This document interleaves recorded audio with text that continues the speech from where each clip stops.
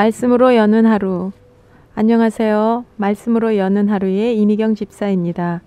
오늘은 하나님의 말씀 야고보서 1장 12절에서 27절의 말씀을 함께 나누시겠습니다. 하나님의 말씀입니다. 시험을 참는 자는 복이 있도다. 이것에 옳다 인정하심을 받은 후에 주께서 자기를 사랑하는 자들에게 약속하신 생명의 면류관을 얻을 것임이니라. 사람이 시험을 받을 때에 내가 하나님께 시험을 받는다 하지 말지니 하나님은 악에게 시험을 받지도 아니하시고 친히 아무도 시험하지 아니하시느니라.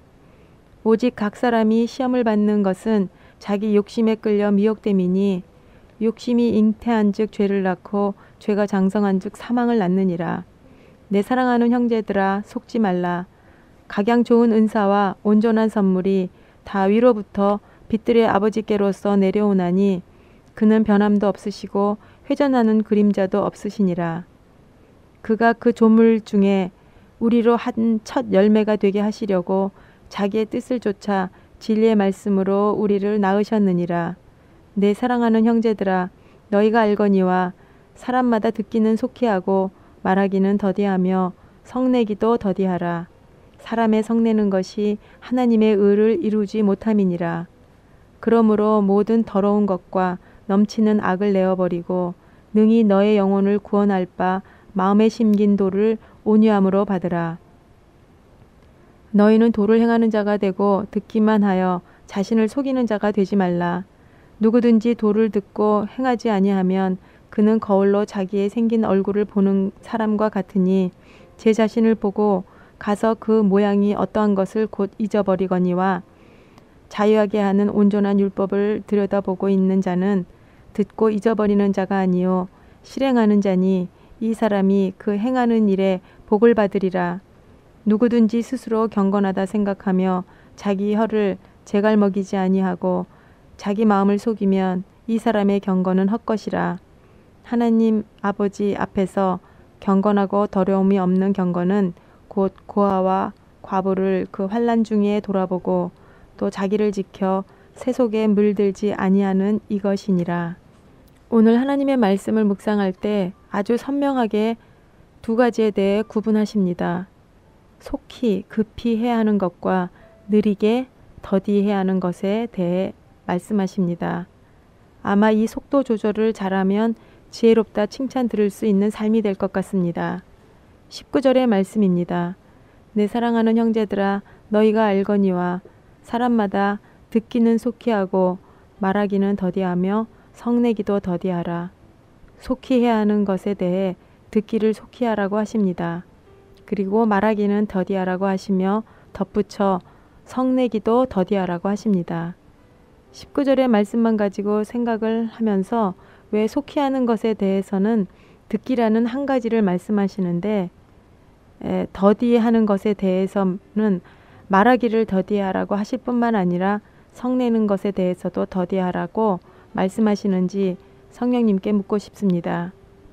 요즘 시대에는 경청에 대해서 관심이 많습니다. 각자가 자신에 대해 또는 뭔가 지식과 정보에 대해서 남보다 먼저 말을 해야 이득을 보는 세상이라고 여깁니다. 자기 자신을 스스로 광고하는 PR 시대입니다. 그러다 보니 재빠르게 남보다 먼저 언어라는 수단을 통해 표현합니다. 어쩌면 이 시대 믿는 사람들조차도 오늘 본문에 말씀하시는 진리가 진보하고 이 시대에 동떨어졌다고 생각할지도 모르겠습니다. 그렇다면 오늘 본문의 말씀은 진리가 아닐 것입니다. 진리란 영원성과 불변성이 있어야 하는데 오직 하나님 한 분 외에는 그런 분이 아무도 없습니다. 그 하나님이 말씀하시는 말씀만이 영원하고 변함이 없습니다. 고로 하나님의 말씀인 성경은 진리이고 옛날이나 지금이나 그리고 다가올 미래에 여전히 지속적으로 변하지 않고 그 진리의 자리를 고수하며 오가는 모든 인생의 길을 안내하는 안내자가 될 것입니다. 왜 듣기는 빨리 하고 말하기는 느리게 해야 할까 생각합니다. 그래서 하나님 앞에서는 더 빨리 잘 들으라고 창조하실 때부터 두 개의 길을 주셨나 봅니다. 반면에 느리게 천천히 생각하고 말하라고 입은 하나로 만들어 주신 것 같습니다. 듣는다는 것은 매우 중요합니다. 듣고 말을 하려면 들은 것이 머리와 마음을 통과하면서 해석이 필요합니다. 어떤 사고의 능력과 가치관을 가지고 있느냐에 따라서 그리고 마음의 온도에 따라서 같은 말을 듣고도 마지막 입으로 나오는 반응은 천차만별일 것입니다. 그나마 이러한 과정을 통해서 나오는 말은 그래도 여과가 된 말들입니다. 그런데 이러한 과정을 거의 스킵하고 듣는 자의 감정으로만 듣는 경우는 매우 위험합니다. 즉 생각 없이 마음으로만 받으면 그 말은 감정에만 충실하게 됩니다. 한 사람의 감정이란 그 사람의 삶의 체험을 통해 형성된 인격이고 그 사람의 감정에 따라 듣는 말은 매우 다르게 표현될 수 있습니다. 예전에 사춘기의 아들과 한참 갈등하며 관계가 불편할 때 아무리 뭔가를 아들에게 말하고 그래도 아들은 들은 척도 안 하고 마치 청개구리처럼 엇나가던 시절이 있었습니다. 그 힘들던 시절에 막둥이 동생이 저한테 한마디 따끔한 충고를 한 적이 있습니다. 누나, 어른이라고 다 옳지 않은데 누나는 아브라함에게 누나가 잘못한 것에 대해 정식으로 사과해 본 적 있어? 그 말을 듣는 순간 뒤통수를 한 대 얻어맞은 기분이었습니다. 부모라는 이름으로 자식을 사랑한다는 이유로 저는 얼마나 자녀들에게 무례에 행했었는지 생각하면 부끄럽습니다. 그러면서 동생이 덧붙여 한 말이 제 마음을 흔들었습니다. 누나가 아브라함에게 어떤 부분에 잘못했다면 정식으로 사과해야 해. 그렇지 않으면 아브라함의 마음의 온도는 따뜻해지지 않을 거야. 마음이 따뜻해져야 관계의 문이 열리고 아브라함은 누나가 하는 말을 들을 거야. 마음이 차가우면 어떤 행동을 해도 무감각하고 죄의식을 느끼지 못할 거야. 너무 무서우리만큼 충격적인 동생의 조언이었습니다.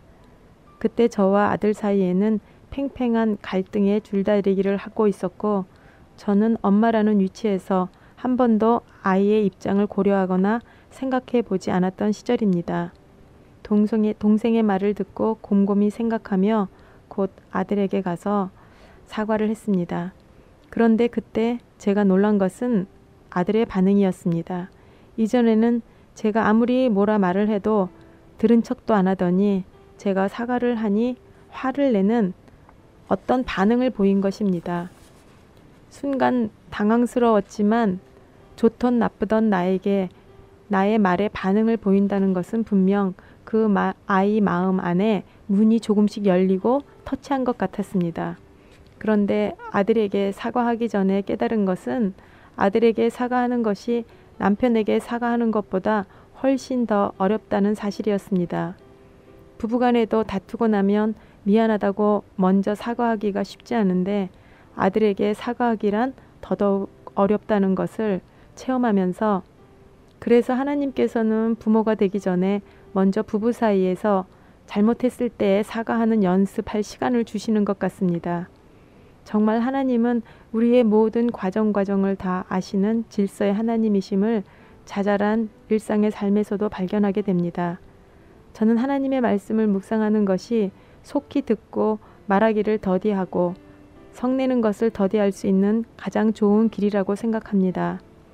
오늘도 하나님의 말씀을 읽고 묵상하면서 23절의 말씀이 무슨 말씀인지 너무 쉽게 깨달아집니다.